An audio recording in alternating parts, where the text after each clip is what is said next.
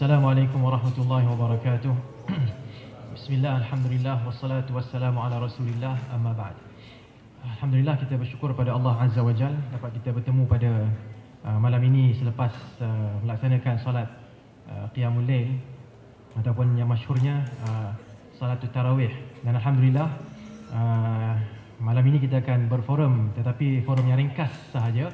Ada satu pusingan sahaja tanpa soal jawab. Okay, soal jawab boleh hantar SMS ataupun email pada setiap seorang daripada ahli panel.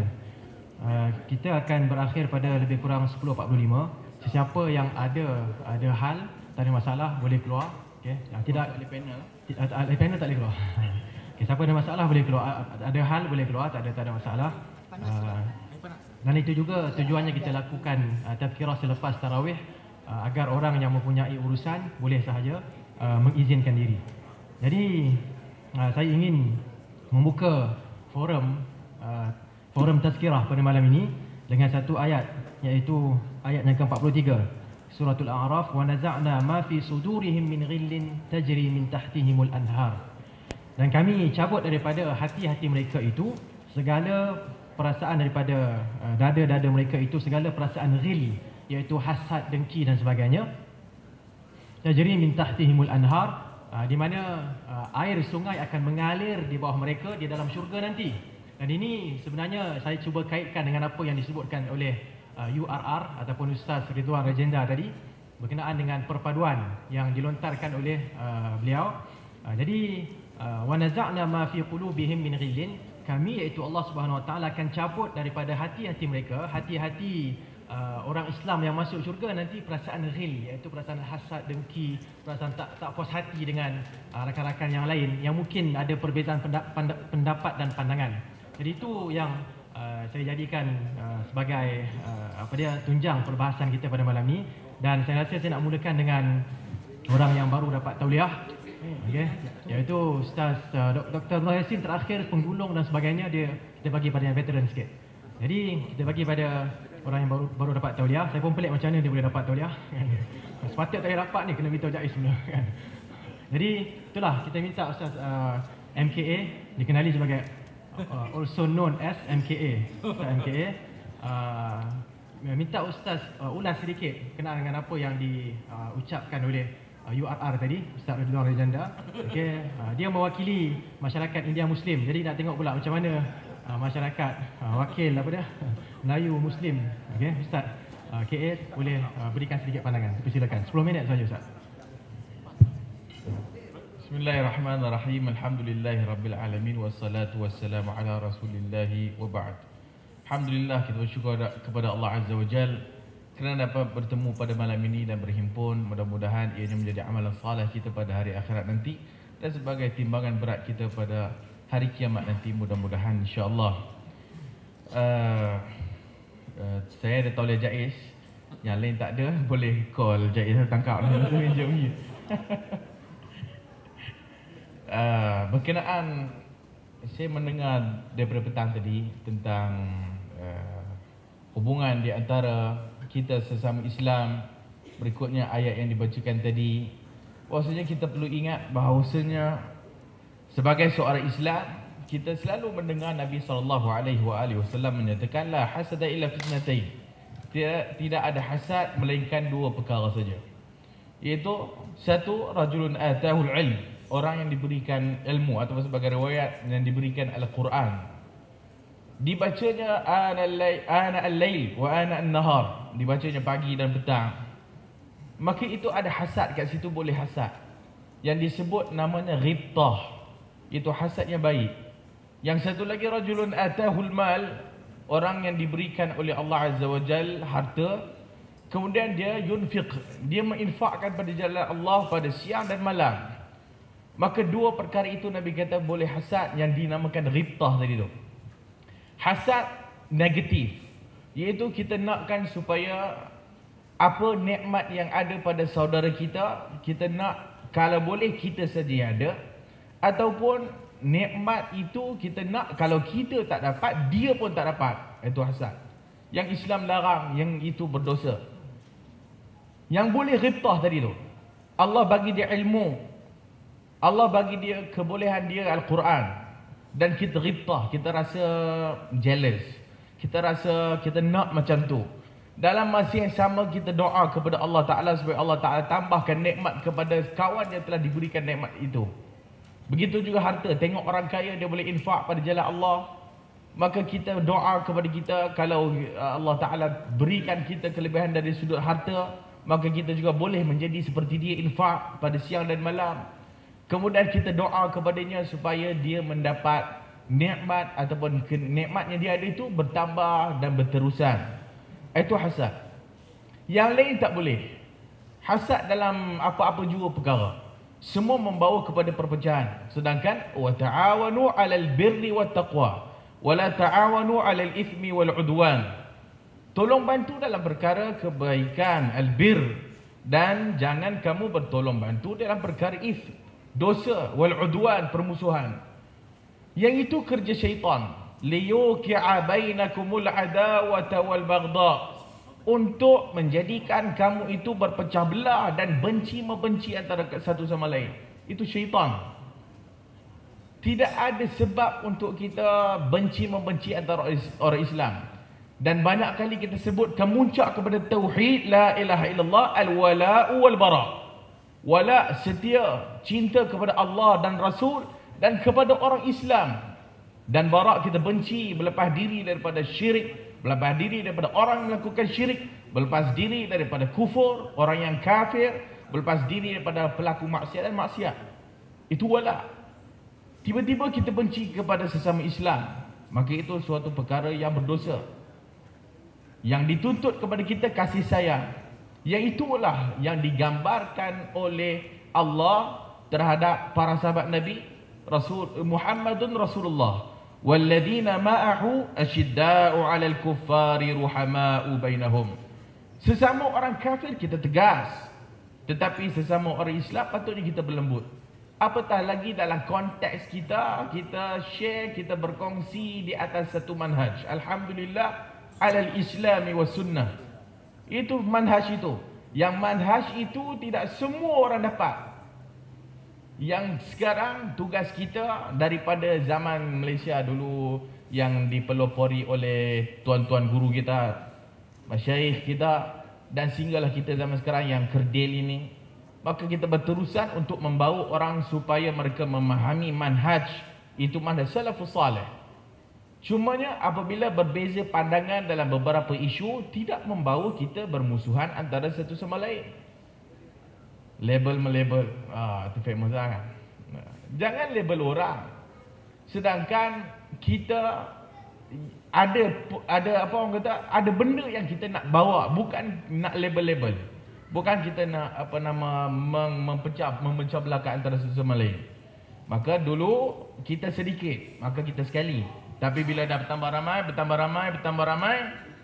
mulalah orang tu kata orang ni kata orang tu kata orang ni, macam-macam.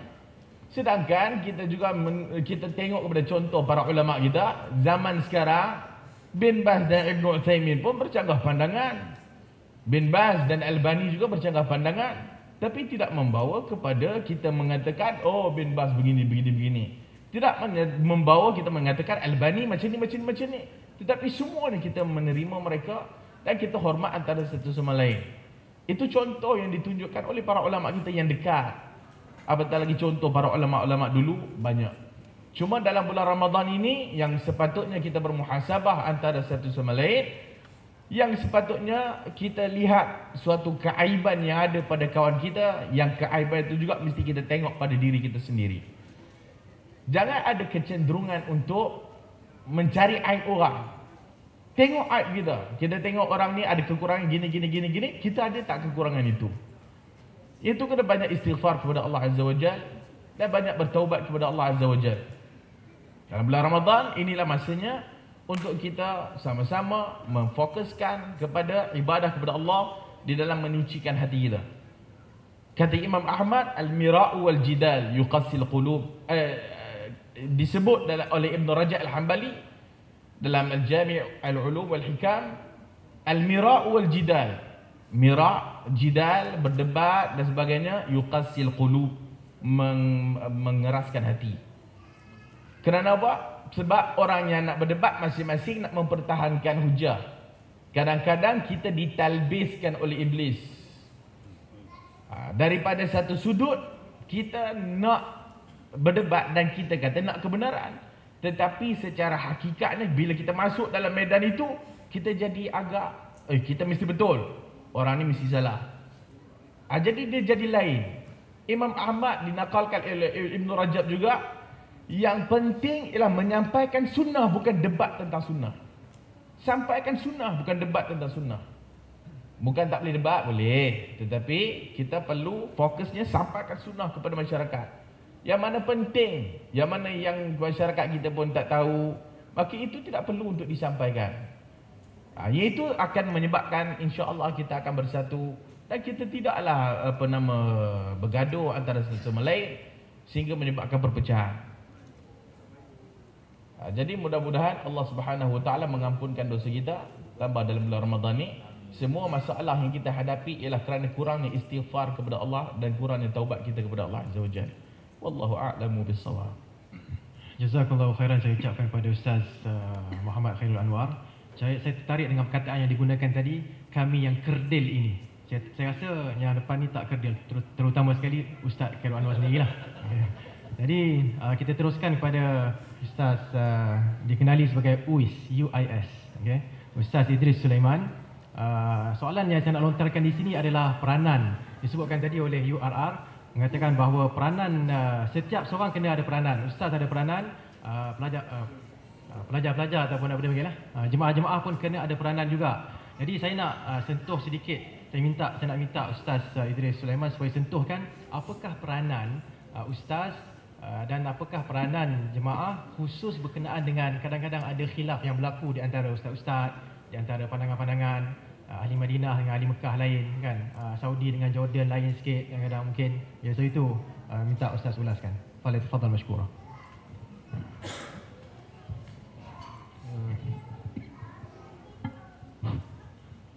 Terima kasih Tuan Pengerusi Al-Fadhil Dr. Fadlan. Dan saya berterima kasih juga kepada pihak penganjur atas kesudian menjemput saya pada malam ini untuk bersama dengan para ikhwah. Saya kira ini adalah satu peluang yang baik untuk kita saling berkenalan.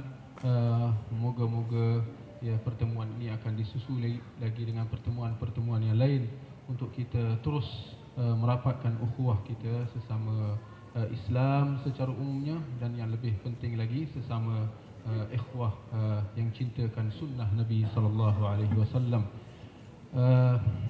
Kembali kepada persoalan yang diajukan oleh Tuan Pengerusi tentang peranan. Apakah peranan seseorang penuntut ilmu, ya, khasnya penuntut ilmu sunnah, ya, yang berpegang kepada manhaj salafus salih. Saya tertarik untuk menyebutkan firman Allah Subhanahu wa taala, fas'alu ahla dzikr in kuntum la ta'lamun. Bertanyalah kepada ahli dzikir, iaitu para ulama, sekiranya kamu tidak mengetahui. Para ulama di dalam membicarakan tentang ayat ini, mereka menyimpulkan bahawa umat Islam secara umumnya itu terbahagi kepada dua, iaitu ahli dzikir, ya, fas'alu ahla dzikir, bertanyalah kepada ahli dzikir, iaitu para ulama, in kuntum la ta'lamun. Maka golongan yang pertama adalah ahli dzikir, iaitu para ulama. Dan golongan yang kedua adalah mereka yang tidak mengetahui, iaitu orang-orang awam secara umumnya lah. Maka daripada ayat ini dapat kita simpulkan bahawa terdapat dua golongan, iaitu golongan para ulama di satu pihak dan golongan masyarakat awam, orang-orang muslimin secara umumnya. Maka dua golongan ini mempunyai peranan yang berbeza di antara satu sama lain. Maka berpandukan ayat yang kita bacakan tadi, para ulama berkewajipan untuk apabila diajukan soalan daripada orang-orang awam, mereka berkewajipan untuk menjawabnya. Manakala orang yang tidak mengetahui, iaitu orang-orang muslimin secara umumnya, mereka berkewajipan untuk bertanya apabila mereka tidak tahu tentang sesuatu hukum agama itu. Maka orang awam bertanya, manakala para ulama menjawab. Maka ini adalah dua tanggungjawab. Tanggungjawab bertanya dan tanggungjawab menjawab. Maka di sini dapat kita simpulkan bahawa kita perlulah mengenal pasti di manakah kedudukan kita. Ya, boleh kita perincikan lagi. Para ulama mengatakan bahawa kalau yang kita daripada ayat tadi katakan dua golongan, tapi bolehlah kita perincikan lagi, kita tambahkan lagi satu golongan, iaitu golongan yang berada di tengah-tengah, iaitu para penuntut ilmu. Maka kita ada golongan ulama, kita ada golongan orang awam, dan di tengah-tengahnya adalah golongan penuntut ilmu. Penuntut ilmu dia 50-50 lah. Tak adalah dia sampai jadi ulama, dan tak adalah dia kategori orang awam yang tak tahu apa-apa. Jadi moga-moga tuan-tuan semua yang ada, kalau bukan ulama, setidak-tidaknya diharapkan semuanya para tuan-tuan dan puan-puan semua termasuk dalam golongan di pertengahan, iaitu penuntut ilmu. Maka apakah tanggungjawab kita? Maka kita kena tengok kedudukan kita. Sekiranya kita merasakan bahawa kita masih lagi jahil, banyak yang kita tak tahu, ataupun kita merasakan bahawa diri kita adalah penuntut ilmu, maka nasihat para ulama sejak dahulu sehinggalah ke hari ini, supaya sibuk-sibukkanlah diri dengan menuntut ilmu. Sibuk-sibukkanlah diri dengan mempelajari, untuk terus menambahkan pengetahuan kita tentang ilmu agama itu. Dan insya-Allah kita sudah faham yang dimaksudkan dengan ilmu agama itu adalah memahami Al-Quran dan juga sunnah sejajar dengan pemahaman salafus salih, para sahabat secara khususnya dan para ulama salafus salih secara umumnya. Maka inilah ilmu yang kita perlu kejar, yang perlu kita sibukkan diri. Maka sama sekali jangan kita sampai terleka ataupun tersasar di dalam kita dalam usaha kita untuk menuntut ilmu itu.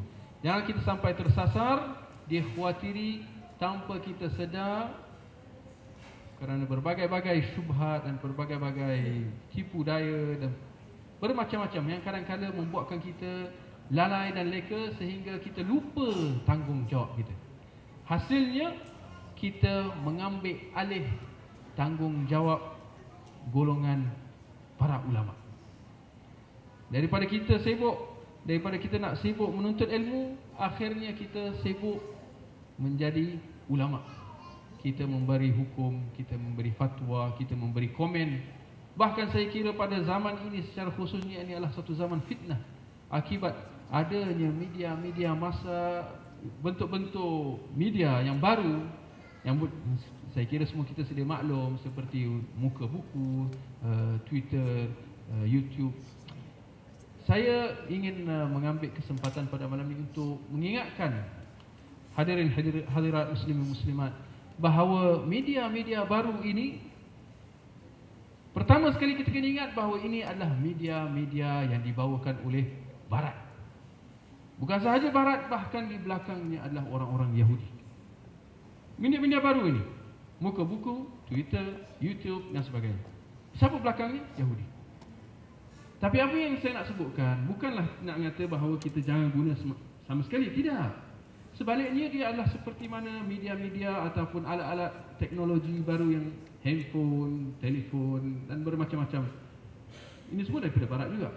Tetapi di sini saya nak katakan jangan sampai kita terpedaya dengan media-media baru ini sehingga kita menggunakan dengan cara yang tidak sepatutnya. Maka saya melihat, baik kita lihat kalau dalam media baru ni, muka buku khususnya, saya kira banyak secara umumnya dia membuang masa. Secara umumnya. Bahkan kalau ada yang mengatakan bahawa dia boleh digunakan untuk dakwah pun, saya kira itu ada tanda soal yang besar. Kerana apabila, kalau kita lihat dalam muka buku ini secara khasnya, banyaknya komen-komen dan kata-kata yang sama sekali tidak membawa faedah. Itu pun kalau terlepas daripada dosa. Kalau tidak membawa faedah, dia membawa kepada keburukan, membawa kepada perselisihan, perbalahan, bangkang-membangkang, kritik-mengkritik dan sebagainya. Akhirnya itu yang seperti yang kita kata, banyak yang memberi komen-komen, kritik-kritik, ya, ini boleh, ini tak boleh, ini betul, ini salah. Seakan-akan mereka ini adalah para mufti-mufti di atas muka bumi ini. Dan saya kira ini adalah satu tujuan yang tersembunyi di sebalik mengapa media-media baru ini diketengahkan di kalangan masyarakat dunia secara umumnya dan masyarakat Islam secara khasnya, untuk memecah belahkan umat Islam. Sekiranya kita tidak menggunakannya dengan cara yang sebetulnya. Maka ringkasnya saya ingin berbesar hati ya, untuk menekankan kepada tuan-tuan dan puan-puan tentang perlunya kita menuntut ilmu dengan erti kata yang sebenarnya.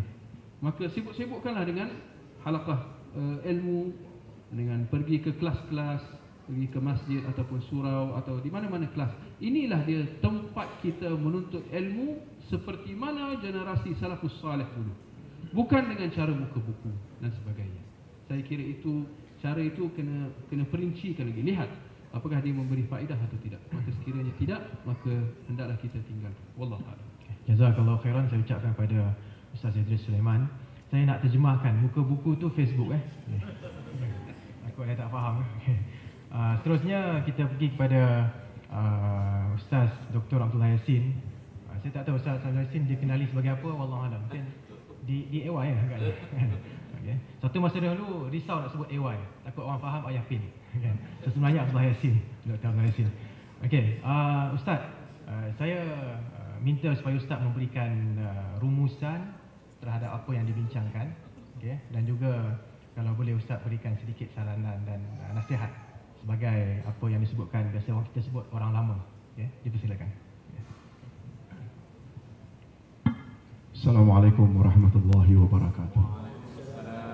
Terima kasih Tuan Warusi, rakan-rakan ahli panel, dan tidak lupa asatidzah kita, Ustaz Zamzam terutama, dan ustaz-ustaz yang lain. Sambutlah salam agama kita sekali lagi. Assalamualaikum warahmatullahi wabarakatuh. Kalau dikatakan saya orang lama, memang lama lah dari segi umur. Tapi ini tidak bermakna ilmu kita banyak sangat. Tapi yang saya boleh pastikan, di pentas ini barangkali saya adalah orang yang paling rekod. 12 tahun saya mengajar tiap minggu di tempat yang sama. Seorang diri dengan audiens lebih kurang 300. Hari Isnin 9.30 hingga jam 12. Sudah 12 tahun. Tidak cuti kecuali Ramadan sahaja. Maknanya dalam setahun kalau ada 52 minggu, lebih kurang 40 minggu setiap tahun, kali 12. Mungkin tak ada orang yang sebanyak itu berdiri di sini untuk mengajar. Dari sudut itu mungkin saya dituakan. Sampai hari ini, dan esok masih ada yang terakhir untuk sesi Ramadan. Hadirin dan hadirat, saya tertarik tadi mula-mula diperkatakan tentang hasad, tentang wala bara oleh Ustaz Anwar, kemudian oleh Ustaz Idris yang menggunakan istilah muka buku. Memang beliau pun kerja di Kedutaan Arab Saudi sebagai penterjemah. Memang beliau tak gunakan Facebook. Saya juga 30 tahun bekerja di Arab Saudi, Islamic Counselor. 80 hingga tahun 2009. 29 tahun, sekarang dah pensiun. Hadirin dan hadirat, pertama sekali apa yang saya ingin katakan, sifat hasad adalah sifat yang sangat-sangat bahaya. Imam Al-Ghazali, banyak orang kata bila Ghazali ini mereka benci. Nah, ini satu hal lagi. Jangan benci orang. Imam Al-Ghazali punya kelebihan tersendiri yang tak ada pada orang lain. Beliau bukan Nabi, beliau bukan Rasul. Ada kekurangannya, tapi jangan sampai karena sedikit kekurangan kita tolak langsung. Salah. Apa yang saya ingat, kata-kata beliau, Dosa pertama yang terjadi di langit dan di bumi adalah hasad. Bayangkan, satu analisa yang cukup cantik. Iblis di langit tak mau sujud pada Adam karena dengki. Pembunuhan pertama terjadi Qabil dan Habil juga karena hasad, jealous. Abu Lahab enggan ikut Nabi Muhammad juga jealous. Mengapa Tuhan angkat anak saudara? Ini uncle-nya ada. Atas sebab itulah kata ulama tafsir, terakhir sekali setelah kita mohon a'udzubillahi minasyaitonir rajim min syarri ma khalaq, terakhir sekali wa min syarri hasidin idza hasad. Sebab kata ulama tafsir, aku berlindung kepada Allah atau Tuhan yang empunya pagi. Qul a'udzu birabbil falaq min syarri ma khalaq, dari kejahatan makhluk yang jahat. Makhluk yang jahat ini terjadi pada siang dan malam. Wa min syarri ghasiqin idza waqab, dan aku mohon pelindungan dari kejahatan malam bila gelap gulita. Maksudnya daripada kejahatan siang dan malam itu makhluk, kejahatan yang berlaku pada waktu malam lagi dahsyat. Barangkali orang-orang yang balik daripada kilang berdua-duaan agak segan silu juga di waktu siang kalau berpegang tangan atau berpelukan, tapi pada waktu malam mereka tak segan. Kemudian wa min syarrin nafatsati fil 'uqad, dan dari kejahatan tukang-tukang sihir apabila menghembuskan sihirnya. Nah, kejahatan pada waktu malam pula yang paling berbahaya adalah sihir. Wa min syarri hasidin idza hasad. Ini lagi yang paling berbahaya daripada kejahatan tukang sihir. Apa orang-orang yang hasad apabila dia hasad, maksudnya sihir yang paling berbahaya bila motifnya karena dengki dan hasad. Begitu ulasan ulama tafsir terhadap surat Al-Falaq. Hasad kemuncak daripada kedengkian. Itu sebabnya para salafus saleh, terutama muhajirin dan ansar, disebut oleh Allah dalam Al-Quranul Karim doa mereka, Rabbana ighfir lana wa li ikhwanina alladhina sabaquna bil iman wa la taj'alna fi qulubihim wa la taj'al fi qulubina ghillan lil ladzina amanu innaka raufur rahim. Ya Allah, ampunilah dosa kami dan dosa orang-orang yang telah beriman yang terlebih dahulu daripada kami, dan janganlah engkau masukkan sifat dengki, disebut sebagai sifat atau doa dari kalangan muhajirin dan ansar. Hadirin dan hadirat rahimakumullah, hasad dari sudut bahayanya, dia bukan hanya menghapuskan amalan, sebagaimana sabda Nabi sallallahu alaihi wasallam, innal hasada ya'kulul hasanati kama ta'kulun narul hatab. Sesungguhnya hasad, dengki, memakan amal-amal baik kita macam api makan kayu api. Malah kata ulama akidah, yang rosak bukan hanya amal, akidah pun rosak. Apa sebab? Kata Imam Al-Ghazali, definisi hasad, bila ada rasa tidak senang orang lain mendapat kelebihan dan mengharap agar kelebihan itu luput daripadanya. Ini berbeza dengan apa yang diistilahkan oleh Ustaz Anwar tadi, al-ghibtah. Al-ghibtah yaitu positif. Kita jealous tapi positif. Ustaz masih ingat lagi ketika umur 17 tahun, sekolah pendidikan agama baru tingkatan 3. Oleh ibu dibawa untuk menghadiri satu ceramah di Batam, di Riau. Penceramahnya dari Singapura, lulusan Al-Junaid. Apa kata ibu? Tahun 60. Maaf, tahun 62. Baru tingkatan 3 sekolah agama. Begitu hebat ceramah Ustaz lulusan Al-Junaid Singapura. Apa kata ibu? Nah, Alangkah gembiranya ibu kalau engkau nanti bila dah besar jadi macam ustaz itu.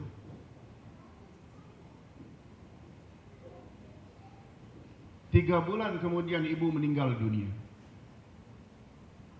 Ustaz melihat ibu itu bukan hasad. Boleh tak dikategorikan sebagai ghibtah? Dia ingin kehebatan orang itu juga dimiliki oleh anaknya tanpa dia benci akan kehebatan orang tersebut. Ini yang dimaksudkan dengan al-ghibtah, yaitu jealous yang positif. Anak orang dapat 9A, kita juga menginginkan nak kalau boleh biar jangan jadi macam anak itu, juga dapat 9A lain kali. Boleh tak?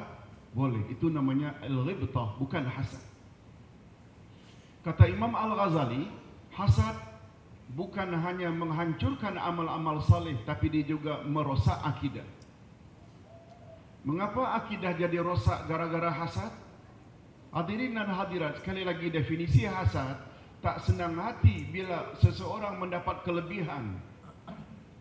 Setuju? Betul tak kalau ustaz katakan bahawa dalam ilmu akidah, seseorang dapat nikmat, seseorang dapat rezeki, itu semua telah ditetapkan oleh Allah sejak azali di dalam takdirnya.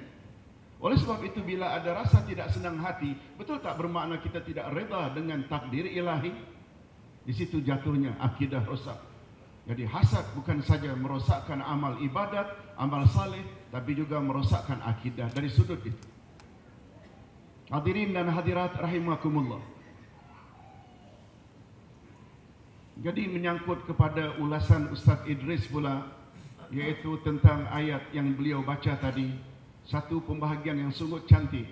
Fas'alu ahli dzikri in kuntum la ta'lamun. Tanyalah kepada orang yang mengetahui sekiranya kamu belum mengetahui.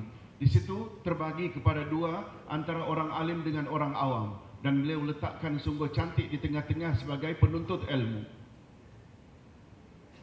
Hadirin dan hadirat, kadang-kadang dalam kita menuntut ilmu, kita diperingatkan oleh Syekh Nasaruddin Albani, menuntut ilmu jangan menuntut daripada surat khabar, jangan menuntut daripada, kalau hari ini kalau boleh kita gunakan, dari internet, dari Facebook, dari Twitter, dari YouTube semata. Tak. Tidak cukup. Jangan ambil bulat-bulat daripada apa yang kita terima dari internet. Itu sebabnya An-Nida baru-baru ini buat satu forum yang dinamakan dengan menguasai cyber menjadi umat berkaliber. Kalau tak salah macam itu Pak Dim. Menguasai cyber umat berkaliber. Dalam forum itu Ustaz sendiri sebut, tidak semestinya menguasai cyber jadi umat yang berkaliber. Tak semestinya. Itu sebabnya kita mesti ada iman, kita mesti ada takwa. Oleh sebab itu Nabi Muhammad sallallahu alaihi wasallam sebagai contoh, mengapa beliau rampas lembaran Taurat yang sedang dibaca oleh Sayyidina Umar dengan begitu terpesona? Mengapa beliau, Nabi Muhammad sallallahu alaihi wasallam, rampas dari tangan Umar? Mengapa baginda tak setuju? Latar belakangnya, karena ketika itu Umar belum lagi mantap iman, bimbang dengan bacaan tersebut. Taurat yang sudah tidak original lagi lalu dibaca, bimbang iman Umar akan rosak. Ustaz kira lebih kurang prinsipnya hari ini. Kita baca apa yang ada di dalam internet, padahal kita sendiri belum lagi mempunyai kemampuan untuk membeza mana yang baik, mana yang buruk, mana yang hak, mana yang batil. Setuju tak kalau Ustaz katakan di Facebook, di YouTube, di internet juga banyak diayah-diayah daripada Qadiani dan Syiah? Sudah mampukah kita untuk membezakan itu semua? Kalau kita tidak tekuni majlis ilmu secara formal, berguru.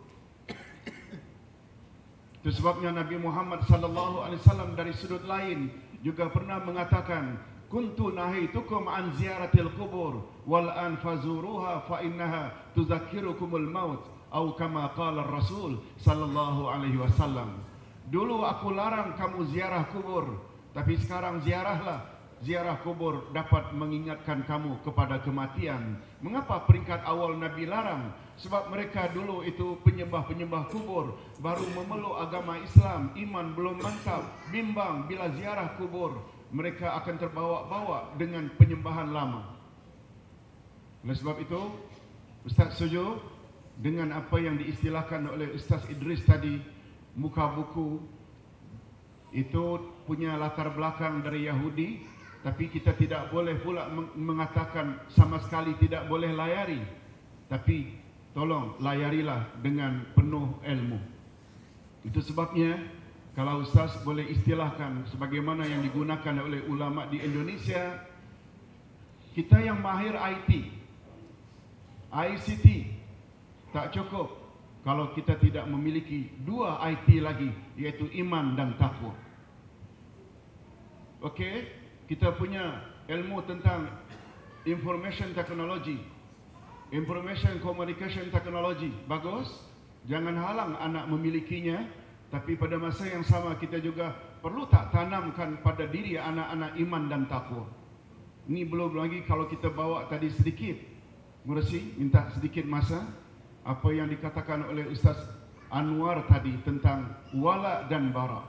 Wala diambil dari kata wali. Wali maknanya orang yang hampir dengan Allah, orang yang cinta kepada Allah. Itu wali, wali Allah. Syarat untuk jadi wali Allah dua saja. Tidak jadi syarat dalam pandangan Ahli Sunnah wal Jamaah. Wali Allah mesti dapat terbang di udara, berjalan di atas air, berjalan di dalam hujan tidak basah, boleh berjalan di atas bara api, di atas paku, boleh makan kaca seperti kerupuk. Salah-salah itu wali syaitan. Dalam pandangan Ahli Sunnah wal Jamaah, tidak menjadi syarat untuk jadi wali Allah mesti dapat melakukan perkara-perkara luar biasa. Untuk menjadi wali Allah juga tidak semestinya lelaki. Untuk menjadi wali Allah juga tidak disyaratkan mesti keturunan para ulama. Syaratnya dua saja. Iman dan takwa. Tolong perhatikan ayat ini. A'udzubillahi minasyaitonir rajim. Ala inna awliya Allahi la khawfun alaihim wa la hum yahzanun. Ketahuilah olehmu, sesungguhnya wali-wali Allah itu mereka tidak takut dan mereka tidak sedih. Kalau kita benci dengan rasa takut dan ingin terhindar dari rasa sedih, berusahalah untuk jadi wali Allah. Aulia itu plural dari wali. Ala inna awliya Allahi la khawfun alaihim wa la hum yahzanun. Ketahuilah olehmu, sesungguhnya wali-wali Allah itu mereka tidak takut dan mereka tidak sedih. Lalu Allah sebut sifat wali Allah. Allazina amanu wa kanu yattaqun. Mereka adalah orang yang beriman dan mereka adalah orang-orang yang bertakwa, iman dan takwa. Itu syarat untuk menjadi wali Allah. Wali Allah maknanya orang yang hampir dengan Allah. Hadirin dan hadirat rahimakumullah. Oleh sebab itu, untuk menjadi wali Allah, iman. Dan bila iman pula, mesti ada 3 ilmu penunjang. Tanpa 3 ilmu ini, tak akan mungkin mencapai iman yang sempurna. 3 ilmu, 3 jenis knowledge ini. Pertama, ma'rifatullah, kenal Allah. Yang kedua, ma'rifatun Nabi, kenali Nabi. Miliki ilmu tentang Allah, miliki ilmu tentang Nabi. Dan yang ketiga, ma'rifatud dinil islami, ilmu tentang selok belok agama. Ini sebagaimana yang disebut oleh Ustaz tadi, dalami Al-Quran, dalami sunnah Nabi, kenali Allah, kenali Rasul, kenali selok-belok agama. Ilmu inilah yang paling utama untuk memantapkan iman. Kemudian terakhir iman pada Allah, iman pada Rasul, iman tentang ilmu tentang selok-belok agama juga tak akan berfaedah bila tidak diikuti dengan ketakwaan. Definisi takwa yang singkat tapi mencakupi sebagaimana diperkenalkan oleh Sayyidina Ali karramallahu wajhah, al-imtithalu bil awamir wal ijtinabu bin nawahi. Buat apa yang Allah suruh, jauhi apa yang Allah larang. Jadi adanya iman di dada, adanya amal saleh dari anggota yang disebut takwa, itulah syarat untuk menjadi wali Allah. Mudah-mudahan kita diberi oleh Allah taufik untuk mencapai derajat demikian. Sekian, Assalamualaikum warahmatullahi wabarakatuh. Alhamdulillah, kita telah pun mendengar rumusan dan ulasan akhir daripada Ustaz Abdullah Yassin, dan harapan kita adalah agar kita semua, tuan-tuan dan puan-puan, ustaz-ustaz dapat beramal, memilih perkataan yang terbaik. Alladzina yastami'una al-qawl fayattabi'una ahsanah. Kita telah pun mendengar kata-kata ucapan dan terpulanglah kepada kita membuat tindakan susulan, iaitu mengambil apa yang terbaik untuk diamalkan. Dan akhir kata, kita sempena kita dah masuk sekarang ni rasanya malam yang ke-10. Jadi sewajarnya kita meningkatkan lagi amalan kita berdasarkan kepada apa yang telah pun dijelaskan tadi. Jauhkan diri daripada hasad, dengki, tekankan diri kita untuk menuntut ilmu, dan seterusnya juga beramal agar dapat mengecapi takwa yang sebenarnya. Wallahu alam, saya rasa itu saja untuk malam ini. Kita tutup dengan tasbih al-kafarah. Subhanakallahumma wa bihamdik, asyhadu an la ilaha illa ant, astaghfiruka wa atubu ilaik.